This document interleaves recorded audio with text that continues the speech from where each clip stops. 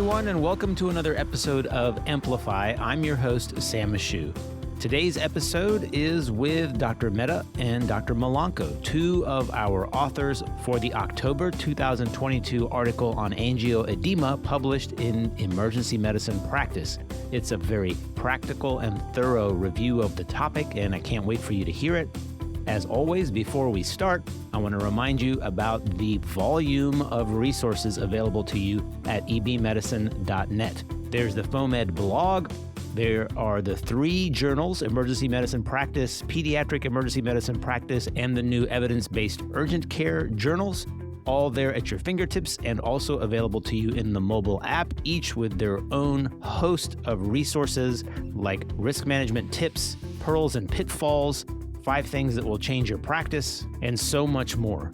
And for the month of December, we are running a special. If you spend $300 or more at ebmedicine.net, you'll receive a $50 Amazon gift card. Of course, it all comes with continuing medical education credits, and so what better time of year to tap into that CME account than now? Okay, without any further ado, let's get to Dr. Mehta and Dr. Malanko. Hi everyone, I'm Prehospital Mehta.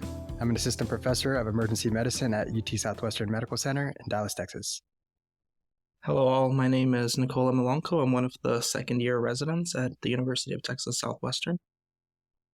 Thank you both for joining us today. You two are 2 of the 4 authors for the October 2022 Emergency Medicine Practice article on angioedema, and I am especially excited to talk about this topic today.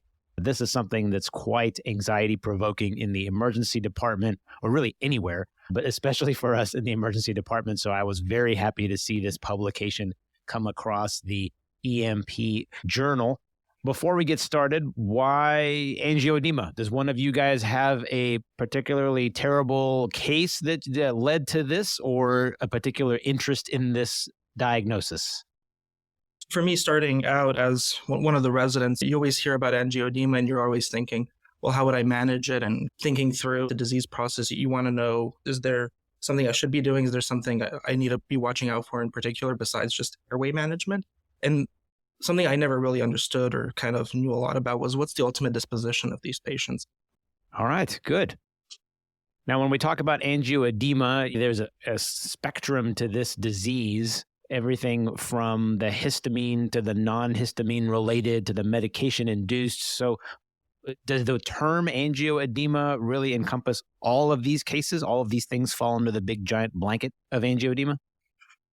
Yeah, it does. Angioedema is a physical manifestation of a variety of disease processes, so it's not a disease itself. So as you mentioned, there's a lot of different culprits that can cause what results as quote-unquote angioedema. And our goal is to tease through the different sources. So when we talk about angioedema, interestingly, we're always worried about the airway symptoms, but that's not the only manifestation of this disease. Is that right? And that's correct. Angioedema can cause a lot of different physical manifestations like we talked about. You can have swelling elsewhere in the body that doesn't necessarily involve the cords. You can have GI symptoms. There's a lot of nuance to it that I think a lot of times we overlook or don't appreciate if it isn't as blatant as facial swelling, lingual swelling, or like a significant amount of urticaria. Yeah, I found that to be particularly interesting. You know, the GI tract involvement is something that's not usually on my radar at all. And so for people with this kind of unusual recurrent GI symptom with no specific diagnosis, that's not usually something in my differential, but it will be now moving forward. That's a good pearl there that I took out of this article. When we talk about angioedema, there are categories and types. Tell me more about those. We normally break angioedema down into 2 kind of large categories. Those that fall under the family of histamine mediated angioedema, and then essentially everything else, which we like to call bradykinin mediated angioedema. And within the histamine mediated angioedema, you'll have kind of your allergic reactions. You'll have some other less thought about culprits. And then within the bradykinin mediated angioedema, you have hereditary angioedema, ACE inhibitor induced angioedema, and several others. Now, there is a nomenclature as well where they're broken down by acquired, inherited, or idiopathic. Does that apply to both histamine and the bradykinin and the idiopathic medication-induced kind of cases, or is that specific to one of these categories? Typically, we like to think of acquired and inherited angioedema as falling into the bradykinin mediated form of angioedema. Typically, bradykinin binds to vascular endothelial cells and it disrupts that membrane, which leads to fluid, specifically water, leaking into the interstitial tissue. So that could either happen as a result of you having excess bradykinin being produced, or your body is not doing a good job of getting rid of bradykinin and breaking it down. And that's typically how we get the subsets of the hereditary angioedema and also the inherited. So histamine, bradykinin, or idiopathic, and then under the bradykinin umbrella, acquired or inherited. When we talk about the histamine mediated, is that more common than the bradykinin? And are there some common triggers for that version? Histamine mediated angioedema is probably the most common form that I think we'll see in the emergency department. It's going to account for somewhere between 40 and 70% of ED presentations.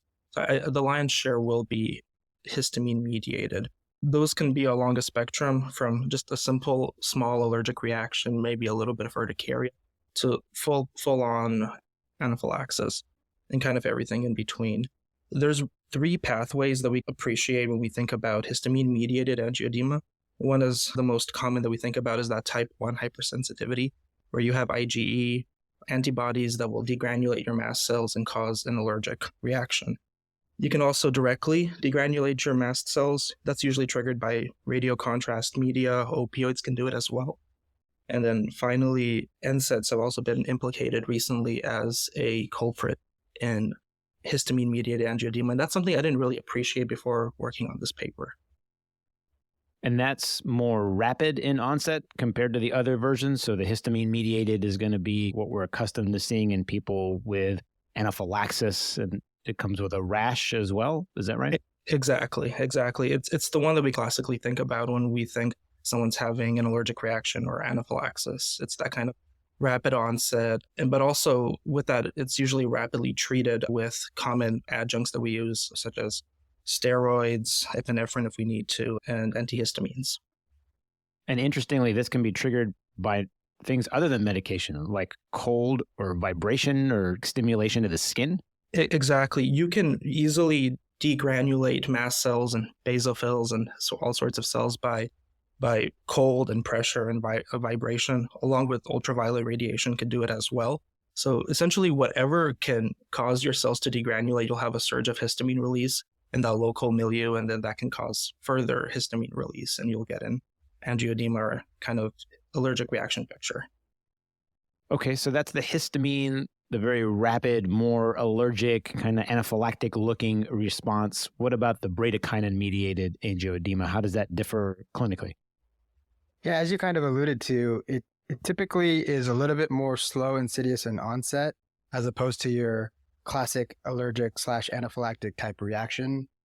Bradykinin-mediated angioedema is pretty complicated because bradykinin is involved with several different pathways. Since this is geared to our ED providers, I'm not going to go down all the different charts and pathways that we had to memorize in med school, but briefly... I'm very disappointed. I know. But it really is involved with the complement pathway, the fibrinolytic system, the coagulation system, the kinin generation pathway. So bradykinin has its hand in several different pathways, and that's why it doesn't take much to disrupt the balance in your body. And the typical patients that fall into this category, like those triggered by ACE inhibitors, that's the bradykinin mediated. Absolutely, yes. So ACE inhibitor induced angioedema is actually bradykinin mediated. ACE itself, the angiotensin converting enzyme, is involved in the breakdown of bradykinin. So if you're inhibiting ACE, you're going to result with increased bradykinin levels. And this can also occur with TPA. So if we're giving somebody thrombolytics for something, then they can develop secondary angioedema as a result of that medication as well. Is that right? Absolutely, yes. Kind of in a similar fashion, it does. TPA has been found to increase kinin levels, resulting in angioedema. The one thing that I always have trouble explaining to patients when it comes to the ACE inhibitor variety is that it's not coincident with starting the medication. They could have been on it for a very long time, which seems kind of counterintuitive. So at any point while they're taking the medication, they can develop angioedema. Is that right? Absolutely. It can start from a few hours of onset or initiation of a ACE inhibitor or as far as 10 years out. So it isn't really dose dependent and it's not time dependent. And as you mentioned, it's tough to convince patients that something they've been taking for years is actually causing a symptom that came out of nowhere relatively quickly. And then regardless of when it occurs, once it does occur, the treatment is just removal of that medication permanently. Absolutely, yes. Excellent. There's a great table for the differential diagnosis of angioedema on page 4 of the article. If you have access to it, it discusses histamine and bradykinin related, but then all the other things that I was completely unaware of that can cause angioedema. Everything from anaphylaxis to oncotic edema to Muckle-Wells syndrome and all kinds of other dermatological manifestations that we don't usually think about in the ED. But if you're interested, that's on page 4. It's a great table. When we're talking about the emergency medicine care for someone with angioedema, we always start in the pre-hospital setting. So for our colleagues who are on the EMS trucks and listening, what is it we want them to focus on when they have a typical patient with symptoms consistent with angioedema? Yeah, I think that our EMS providers should follow their typical protocols, prioritizing the airway. I think if a patient presents with symptoms that are concerning for airway involvement, securing the airway would be their top priority. They do have somewhat limited resources on the trucks. So I think if there is concern for multi-system involvement or quick progression, you should consider treating it as an anaphylactic reaction and have a low threshold to utilize your epinephrine intramuscularly, or initiating steroids or antihistamines or fluids as well. Good. So if they have any of those characteristics that you mentioned before, like rapid onset or associated rash or a history maybe of prior anaphylaxis or anything that sounds like it might be acutely allergic, then go ahead and initiate that pathway and move down that road. If it's a more slow or insidious onset and maybe the patient's airway is intact, it's okay not to give the epi and the steroids and just continue with monitoring and transport to the ED in that kind of scenario? Absolutely, yes. If they're stable and well appearing, doing nothing for the patient might be the best course of action. And then in the article, it specifically mentioned avoiding positive pressure ventilation, so CPAP and BiPAP. Why is that exactly? What's the thinking behind that? Yeah, so there have been some studies performed regarding CPAP, BiPAP use in patients with angioedema. And as I kind of alluded to earlier, you have these brittle endothelial membranes that are very susceptible to pressure changes. And so if you have increased pressure with CPAP, BiPAP, which results to barotrauma, it can cause localized increased pressure and worsen the angioedema. So really, if you're looking at some kind of airway intervention in the pre-hospital setting, that's intubation or a surgical airway. If absolutely in a disaster case, no role for positive pressure ventilation in these cases. Yes, correct. Excellent. Once they get to the emergency department and we are then charged with taking a history from them, what kinds of questions do we need to ask the patient to try and distinguish which variety of angioedema they are suffering from? Yeah, absolutely. I think once you get the patient in the emergency department, you initially should prioritize another full assessment of the airway now that they're under your care, making sure that their voice is intact, their speech isn't muffled, that they're not drooling, that there's no obvious evidence of a stridor or other signs of airway compromise. If you can convince yourself that all that's looking okay, you have a few minutes to get a history. I would prioritize asking questions about, is there any new exposures that the patient recently underwent? So maybe an insect bite or a sting, perhaps changes to diet or soaps. Getting kind of a history of what's changed in terms of their environment can be helpful, but also getting a sense for what the timeline is. Is this something that just started all of a sudden and now has rapidly progressed and ballooned? That may point you more towards histamine mediated. But if they tell you, no, I get this all the time and it's usually long lasting, it takes 48 to 72 hours to fully clear, that can point you towards a bradykinin mediated process. Some symptoms may be more common with histamine mediated versus a bradykinin mediated. So urticaria, itching, a rapid onset, like we talked about, can point you towards histamine mediated, where kind of having just simple angioedema, facial swelling, abdominal pain, maybe swelling of the lips and tongues and laryngeal involvement, that can be equivocal. But if that's the only presenting symptom, that may actually point you more towards a bradykinin picture. Also, response to medications that have worked in the past, you could ask them, what's worked for you in the past? And they tell you, well, steroids and antihistamines have helped me in the past. That may point more towards a histamine-mediated process as compared to a bradykinin-mediated process. If they tell you, well, these have never worked for me in the past. And there's a really good figure in the article on page 5 that has histamine and bradykinin-mediated angioedema on there and some of the questions to ask during the initial history, everything from, like you mentioned, facial swelling and abdominal pain to rapidity of onset and other exposures. And then it gets into the exam a little bit. So what kinds of things are we looking at when we move to the physical exam? Is there really anything on the exam that can help us differentiate the varieties of angioedema? A big one that we've been trying to figure out if it's a worthwhile point of differentiation would be urticaria. Urticaria is classically thought of as being more of a histamine-mediated process, but I think from looking at all the literature, it's not an exact one-to-one ratio, in that not every patient who has a histamine-mediated process will develop urticaria. So you can't necessarily hang your hat on the fact the patient doesn't have urticaria, that it's a bradykinin-mediated process, but it should raise your suspicion that there could likely be another cause that we're not considering, such as a hereditary angioedema picture or another sort of bradykinin-mediated process. Good. So we're doing a skin examination and then the standard airway exam looking for stridor, difficulty breathing that might suggest impending airway compromise. Exactly. So big things on your exam in terms of your airway exam are going to be changes in phonation, hoarseness, stridor, and inability to tolerate your own secretions, worsening dyspnea. All of these can point towards a sign of an imminent airway collapse. There is a role in the evaluation of the airway using flexible laryngoscopy. You have to do it judiciously. The more times you're looking into the airway, there's a chance you may cause worsening barotrauma, like Dr. Mehta mentioned. It's beneficial to just do it once, and if you find evidence of airway involvement, it might be worthwhile to have preloaded a flexible endoscope and just go ahead and intubate the patient there. So getting them consented and set up for perhaps an intubation right there on the spot during your initial evaluation is a worthwhile thing to do. And then the typical patient with angioedema, it seems, always has some kind of involvement of the lips, maybe the tongue.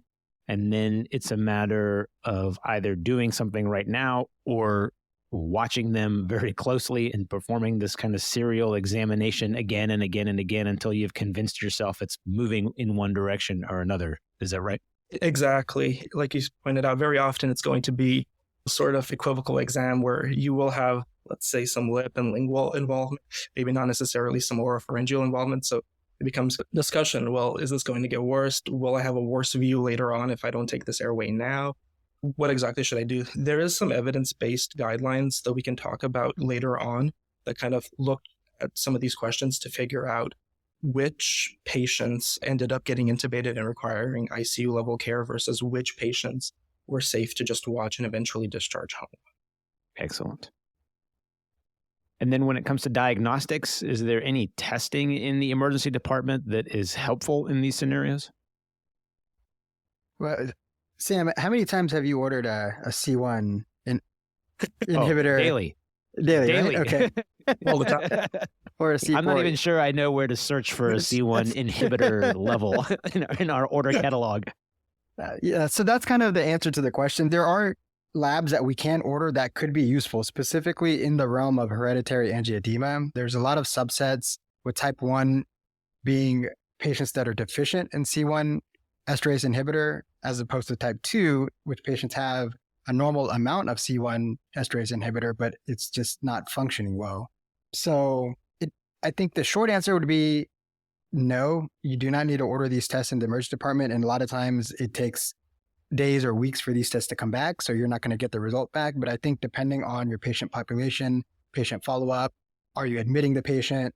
You could consider ordering certain tests. If you were to order any test, I think the poor man's or the ED provider's guide to angioedema might be to consider ordering a C4 level. And that's something that will come back real time in the emergency department? Yeah, so that typically comes back within 1 to 2 hours. And C4 levels will be low in patients that have bradykinin mediated angioedema. So while the C1 level, the antigen level, or the function level might take days or weeks to come back, you could get a C4 level, and that could be a quick marker to determine if this is a bradykinin mediated source. It's not foolproof, and there are further nuances that you could get into, but if you're going to choose a test, then that would probably be the one that I would choose. I'm curious, oftentimes we will end up referring people to an allergist or some kind of specialist afterwards. Is there any role in obtaining the labs and sending them now, knowing that it's going to take, 2 to 3 weeks before the results return? Is this something that has to be drawn during an acute episode in order to show the abnormality? Is it like a consumptive type of problem? Or if they see the allergist, 4 weeks from now and they're having no symptoms, would their C1 esterase inhibitor or antigenic levels still be low? Or it doesn't matter that it wasn't done during one of the episodes? No, not necessarily. If you have hereditary angioedema, there are cases where if you were to draw the level during an acute attack, it may not be necessarily reflective. So it doesn't line up perfectly. And so some of these patients can benefit from waiting outpatient. I tend to, and maybe I'm clearly biased in this subject, but I tend to order some of these levels if I am sending these patients home, or if it's severe enough for them to be admitted or they're going to the ICU and they don't have a known diagnosis. Just because up to 40 to 45% of patients that present with hereditary angioedema are misdiagnosed initially in the emergency department. So I think if we have the tools and the ability to work them up, I think there is benefit in ordering these labs, but it does not always line up with an acute exacerbation having a low level. Good. Now, if they do have the hereditary version, is that something that's usually presenting in childhood, or this could be even an adult presentation that's still hereditary? It's pretty variable. Some patients, depending on how extreme their disease process is, can develop these symptoms at an early age. And by the time they get to you as an 18 or 20-year-old, they have their life in order. They bring their own medication for you to administer for them. And then other patients could have their first outburst in their adulthood and not have another attack for several years. So it can take some time to tease out what's going on. Gotcha. And then imaging, we like to order lots of scans and x-rays in the emergency department. Any role for any of that in these cases? From a diagnostic standpoint, no. The most common finding in patients with angioedema with an abdominal manifestation is ascites or some bowel wall edema. So very nonspecific findings. There wouldn't be anything that showed up on a CT scan that pinpointed angioedema as the culprit for the patient's symptoms. But typically these patients are presenting with pretty extreme abdominal pain. They're having a lot of gut edema. So they're having nausea, vomiting, diarrhea. So it's not unreasonable to order imaging potentially to rule out other causes, but it wouldn't be useful for diagnostic purposes, specifically for angioedema. Interesting. So that kind of patient makes me think of someone who might have bowel ischemia in the differential. And so I'm getting a CT scan to make sure they don't have ischemic bowel, maybe sending a lactic acid. And then I hear this report about, bowel wall edema, maybe some ascites. I'm thinking this is still ischemia. But if the history is that this is a recurrent problem, then maybe it's not. Maybe it's angioedema and it's just a GI manifestation. So that's a possibility. Yes, absolutely. Very interesting. It's tough. It's scary. It's a tough one for us to encounter in the emergency department. Yeah, I could see that patient being admitted to the hospital for more diagnostics before we stumble upon that diagnosis. Most of the time, I would think that it's so similar to other presentations that are more life-threatening, I think. The GI symptoms, I'm assuming, are not as associated with morbidity or mortality like the airway symptoms would be for those kinds of cases. Is that true? Yes, you're correct. Okay. And then we have the case, we have the diagnosis. Maybe now we're talking about treatment. So, Nico, you mentioned earlier there is some data that suggests which patients might move on to requiring intubation based on their presentation. Is that right? Yeah, absolutely. So when thinking about the treatment of angioedema, I like to think of it in two camps. So first is the airway management. We are emergency physicians, after all. I think nothing gets us more excited than having a complex airway that we're able to appropriately manage. And then the pharmacology aspect of it all. So when thinking about the airway management, you have to be ready for several contingencies. One being that you may not be able to have a successful intubation on the first go. And two, what are your steps going to be if that happens? Are you going to try again? Are you going to have adjuncts available? And at what step are we going to go ahead and correct this patient and get a surgical airway? So if you have a patient where you're concerned that they have airway involvement and you're using a fiber optic scope and you see that they have laryngeal swelling, it's worthwhile to have, like I talked about earlier, have already preloaded a ET tube over your fiber optic scope, anesthetize the patient to the best of your abilities with aerosolized lidocaine, and then try for an intubation right there on the spot. And then once the tube is in, you can go ahead and sedate the patient. That's a valid way of going about it. What you should do otherwise is have the patient fully teed up for an intubation. So what I would recommend is before starting the intubation is maximize your chance of success. So give yourself the largest safe apneic time window you can. So pre-oxygenate the patient. What I would recommend is avoiding paralyzing the patient, because once you do, the stakes become higher and you're much more compelled to get an intubation quickly. I would opt for a fiber optic scope. I would ideally recommend doing a nasal approach first over an oral approach. Those seem to be associated with higher success rates when compared to the orotracheal routes. Once you do find an airway that is compromised, I would just go ahead and take the tube there and go ahead and sedate the patient afterward. There was a very robust study that was done that looked at 19,000 intubations, of which 98 were secondary to angioedema. And they found the first pass success rate was pretty high, 81%. So I think we have a lot going in our favor. The most common way that these intubations were performed was with a flexible endoscope, and 42% were performed by a nasal route.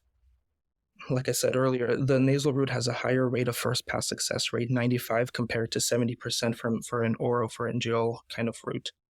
And only 2% of the patients required a cricothyrotomy, and none of the patients died. So we have a lot of skill sets here that we can utilize, and there's a way to do it safely.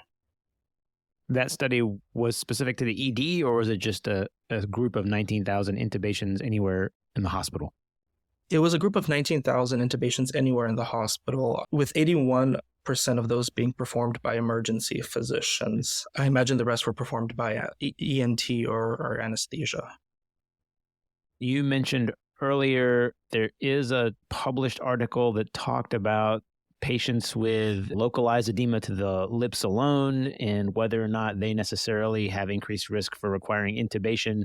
Yeah, absolutely. So there was a paper which staged angioedema by anatomic location.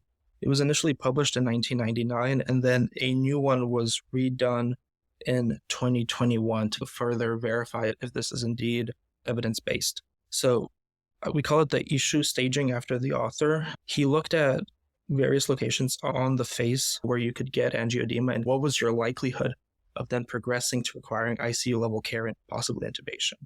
So he broke it up into various stages. Stage 1 being kind of facial rash, facial edema, or lip edema.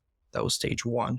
Stage 2 is if you have involvement of the soft palate. Stage 3 was lingual edema, and then stage 4 was laryngeal edema. So from his observations, patients who were stage 1 and stage 2, meaning patients who had edema localized to the lips or soft palate, had a 0% ICU admission and a 0% need for intubation. So those patients are probably safe to just observe for a few hours and then ultimately discharge home, with the caveat that they would come back if they develop worsening symptoms. Patients who had tongue edema were admitted to the ICU in 67% of cases for further closer monitoring, and 7% of those ended up requiring intubation. Patients who had laryngeal edema were 100% of the time admitted to the ICU, which I think is very appropriate. And they were intubated 24% of the time, which I almost found to be a low number. I feel like most of us would probably intubate those a little bit quicker. Interesting. Yeah, that brings up a good point. I have seen a handful of these cases that were not good and have progressed rapidly to control of the airway. And in those cases, we had most of the time the luxury of ENT and anesthesia within a pretty short grasp. And so they were able to come to the bedside, and we performed a dual setup where a crike was set up and the neck was prepped, and then anesthesia was looking from above while ENT was preparing to go at it from the neck. And thankfully, most of those cases went relatively okay. In most of them, this was performed in the OR. Some of them, it was performed in the ED. I would say that probably a handful of them happened even in the emergency department without ENT and anesthesia. If you have another partner around, having a little extra support in the room always makes a big difference, especially if you're considering a dual setup where someone's going to look from above while someone else is prepping the neck. It's helpful to have another set of physician-trained hands around. And then all of your tools and diagnostics. If you're not accustomed to looking nasotracheally and you don't have that skill set, then grab what you do know very, very well and make sure that's available to you. So this is the time to bring out all of the tools and the toys. I do like the idea of not having to paralyze them and just sedate them to take that look. And then as soon as you get a view that's appropriate and the moment's there, you can always give the paralytic when the time is indicated to place the airway. So there's a lot about airway management that is beyond the scope of this article, but this is the point where it all comes to a head because these are the sickest of the sick patients with some of the most difficult airways. So I definitely like that detailed approach that you guys described in the article. What about medication-wise? Is it okay, or are we giving all of these people epinephrine and steroids? Or if we think it's bradykinin mediated, are there alternative therapies we should be giving? For the undifferentiated angioedema patient, I think it is very appropriate to give them steroids and antihistamines. A one-time dose of methylprednisolone in the ED is unlikely to have significant adverse effects, and antihistamines are very well-tolerated medication in their own right. So if a patient comes in with concern for angioedema, I think it's always reasonable while you're getting everything else set up and while you're getting a full history to go ahead and start treating them with a histaminergic mindset, always knowing that this may not be a successful therapy because there may be a bradykinin mediated process that we haven't yet appreciated. Epinephrine is really the mainstay of treatment in histamine mediated angioedema, specifically when we're talking about anaphylaxis. So it's a very potent non-selective alpha and beta agonist. It'll cause vasoconstriction, which will decrease mucosal edema. The beta-1 agonism effects will increase your cardiac contractility, while the beta-2 receptor agonism will lead to a bronchial smooth muscle relaxation and promote bronchodilation. So it is probably the only medication that has a class 1 efficacy arguing for it. So epinephrine is a medication that we should not feel scared to use, and it's one that we should feel liberated to use. In fact, just anecdotally speaking, one of the bigger faults that EM physicians get from our allergy and immunology colleagues is that we don't give epinephrine readily enough, and we sit on anaphylaxis a little bit until we can psych ourselves into giving epinephrine. So it's a medication I think we should feel comfortable giving more readily in patients where we think that there's 2-organ involvement or if they're a little shocky and hypertensive. Antihistamines have a kind of a slower onset of action when compared to epinephrine. I think the mainstay of treatment for us is still diphenhydramine. The first generation H1 antagonist works really well. It removes a lot of those cutaneous symptoms of urticaria and itchiness. There's H2 receptor blockers as well in the second generation classes that can be considered, but I think for our purposes, usually giving diphenhydramine is a very reasonable choice. And if we have a high suspicion that this might be bradykinin related, then are there other therapies available? Yeah, absolutely. When we start thinking about bradykinin mediated angioedema, this really centers around replacing what's lost. We made a table, it's table 3 on page 10, that kind of goes over the various FDA indications for the management of bradykinin mediated angioedemas.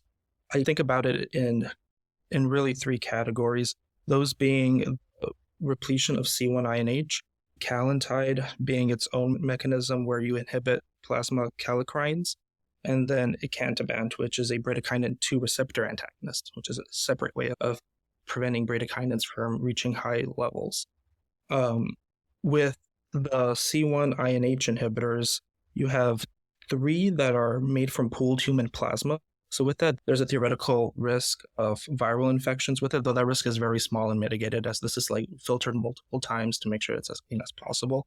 There's a medication called Ruconest, which is a recombinant C1 INH inhibitor that's made using the milk of transgenic rabbits rather than derived from human plasma donors. So it can potentially alleviate some of those infectious concerns. And there have been studies looking at, especially with Ruconest, will this lead to an alloimmunogenic response to it? Like, will you develop a response to this milk of transgenic rabbits? And it turns out that you do not, and that we haven't really developed large antibodies to it. So it's a very safe medication to give multiple times over.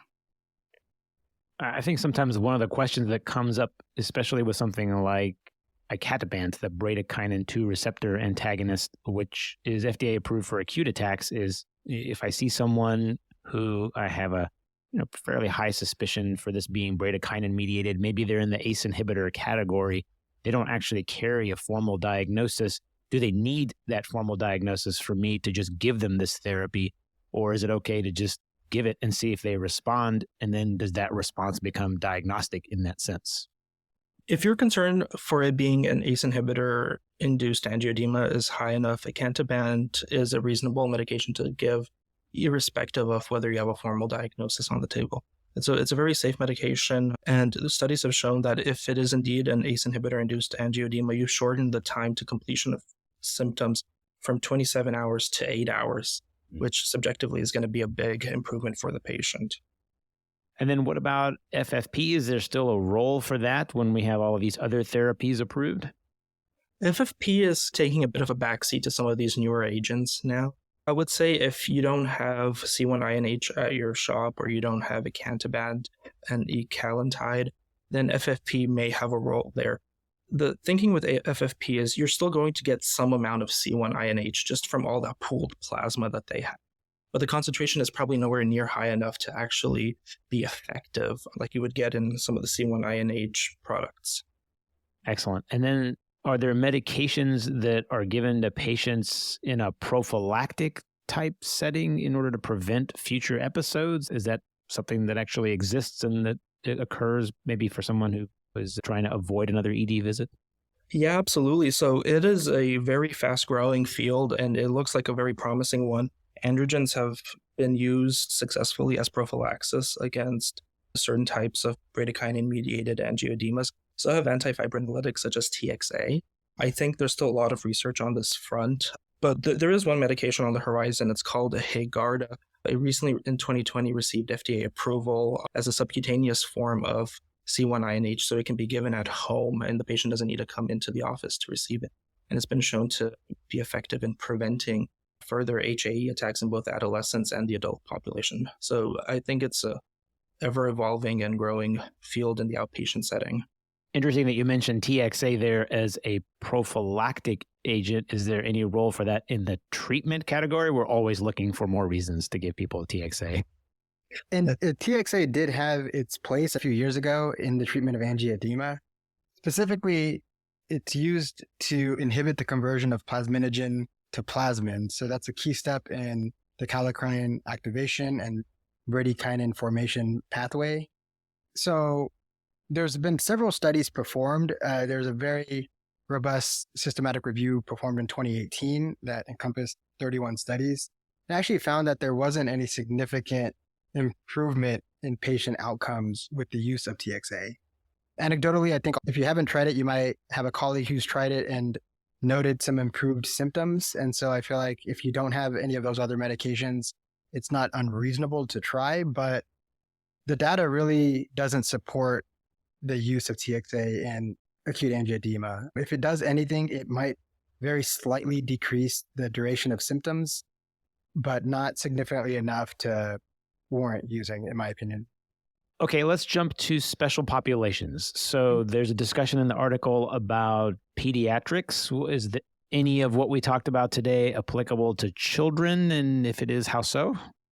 Yeah, I think most of us have had at some point a difficult pediatric airway, and I think we all can appreciate how stressful and difficult those can be. So when we talk about angioedema, I think we have to give a special consideration to pediatric patients. They have smaller airways and they have larger heads, so they become more difficult to intubate. Somewhere between 50 and 75% of patients will have their first episode of hereditary angioedema by the first decade of life, so somewhere around the age of 12. But that means that somewhere between 25 and 50% of patients won't have it until later on. So that's what Dr. Mehta was alluding to in saying these patients can still have angioedema later on that's not yet diagnosed in the immediate setting. But when you have patients, pediatric patients who present with a concern for airway compromise, I would just be more judicious about taking the airway even sooner at that point. Yeah, I can imagine that being a terrifying scenario. It's bad enough in adulthood, but especially then in a little child now with an even smaller airway, I could find that to be particularly challenging. Right, no, absolutely. And the other kind of consideration in the pediatric patient is if the patient has significant GI symptoms as related to angioedema, we often treat those, I think, a little differently than we do in the adult setting. When a child presents with abdominal pain, we're much more quickly to think of these kind of surgical pathologies, such as appendicitis, such as intussusception, such as mesenteric ischemia, a perfed viscus of any kind of etiology. So these patients may actually be at higher risk for undergoing unnecessary procedure, instrumentation, or surgery as a result of them developing abdominal pain from angioedema. Interesting. So I guess it would be very helpful to elicit the recurrent nature of those episodes in those kinds of challenging cases. Here, I think the history is going to be much more important than even in the adult setting. If the parents are telling you, hey, they're getting repeated episodes of abdominal pain and they've had imaging multiple times, so we've never been able to find a source, I think your wires should start going up for, could this be a recurrent angioedema picture? And then the second special population was the pregnant or lactating patient. So tell me what we should be aware of in that population. So this population has probably a higher risk of angioedema when compared to the general public. It's really not completely understood, and it's still an area of ongoing research. But what we do know is the physiologic changes that we see in pregnancy can mitigate, or it can aggravate, or even have no effect on the patient's underlying HAE. Though I think these patients, if they do develop angioedema, especially airway involvement, do become more difficult airways themselves with how pronounced their swelling can be in their larynx. The plasma-derived C1-INH, such as Berinert, is approved for the management of acute attacks in the pregnant and lactating patient. So it is very safe to use. So is Ruconest, the recombinant C1-INH inhibitor. The doses are included in the paper. Similarly, icatibant has been shown to be effective as well if your shop happens to not have plasma-derived C1-INH. And these are the patients that I would have a lower threshold to utilize these medications. And we kind of referenced earlier, patients that have known hereditary angioedema, do they automatically need to receive these medications in the ED? Because they are somewhat limited in resources and expensive. But due to the comorbidities and the risk associated with pregnant patients, would have a much lower threshold to utilize them if you have it available. Excellent. Okay, and then other than the intubation question, I think for me, the most difficult second question is then what do we do with the patient? When can they go home, or at what point do I just need to pull the trigger and admit them for observation or decide that they need intensive care? Is there anything to guide us in making those decisions? Yeah, and this was the question that kind of plagued me when I started this paper. Like, when can these patients actually go home? Like, when do we say, hey, this is probably not going to progress and get worse? I think using the staging system that Dr. Ishu created is a very useful guide. What we would recommend, based on the papers of Dr. Ishu and Dr. Das, is that if the patient presents with stage 1 or stage 2 edema, so meaning localized to the lips and soft palate, those patients can likely safely go home after a 6-hour observation period, either in the emergency department or in an ED obs kind of setting. Those patients are very unlikely to progress to requiring intubation and should be safe to continue outpatient management with their allergist, given that they can have close follow-up. If the patient has involvement of the tongue, I would probably admit them to the floor at the very least, or perhaps even the ICU for closer monitoring. And in patients who have laryngeal involvement, those are the patients I would certainly put in the ICU and may even prophylactically intubate in emergency department. Yeah, this is one of these kind of extreme presentations where you're either sending the patient home and doing nothing, or you're consulting the ICU. So it's kind of a tough dilemma. But as Dr. Malanco mentioned, if they're having just facial or localized lip symptoms and the onset has been several hours, you can rest assured that most of these patients tend to do well and could be safely discharged, as long as they have reasonable, reliable follow-up. The other thing I would mention is in the patients that you are sending home, unless you have a kind of clear diagnosis of a bradykinin mediated angioedema, hereditary angioedema, where they're telling you, hey, I have these symptoms recurrently, I know my formal diagnosis, I would still send that patient home with steroids, antihistamines, and I would send them home with an EpiPen, just in case this is a histamine mediated process, because remember, that will be the most common presentation we see in the emergency department.